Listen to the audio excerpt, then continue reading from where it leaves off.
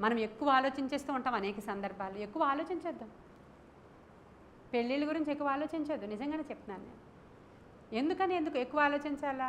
ప్రయత్నం చేయాలా. ప్రయత్నం చేయకుండా ఏది అవ్వదు. సహకరించాలా, తగ్గించుకోవాలా, మన క్యాడర్ చూసుకోవాలా. మంచా చెడా, మంచిగా ఉన్నాడా లేదా, అమ్మాయి మంచిగా ప్రార్థనాపరంగా ఈ రోజుల్లో కావాల్సింది ప్రేయర్ఫుల్లా కాదా అని. ఏదో బ్రతకడానికి ఒక సోర్స్ ఆఫ్ ఇన్కమ్ ఉందా, ప్రేయర్ఫుల్లా కాదా, మంచి వాళ్ళని దేవుడు చెప్తున్నారా లేదా, మన మనసులో శాంతిగా అనిపించిందా ఈ మ్యాచ్ వచ్చినప్పుడు, అంతే. ఇంకా ముందుకు పోతే సేవకులు కనిపెట్టి చెప్పి ఇది మంచిది అన్నారా, అంతే. ఇంకా అంతకు మించి ఆలోచనలోనికి వెళ్ళిపోయి పిచ్చెక్కిపోయి ఇది కాదు అది, అది కాదు ఇది, ఇది కాదు ఇది అని ఆఖరికి ఎక్కడో పడిపోవడం, తలకి మించిన ఆలోచనలు మనకి అనవసరము. ప్రభువు అందుకే అంటున్నాడు, నేనే మీకు శిరస్సు.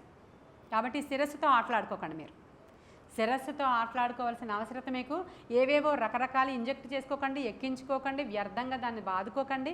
ఎందుకంటే తల మీద ఒట్టు అని చెప్పకండి, అది నాది. పొరపాటును కూడా దాని మీద ఒట్టేయొద్దు, అది నాది. చూడండి ఒకసారి దేవుడు ఎలా చెప్పాడు.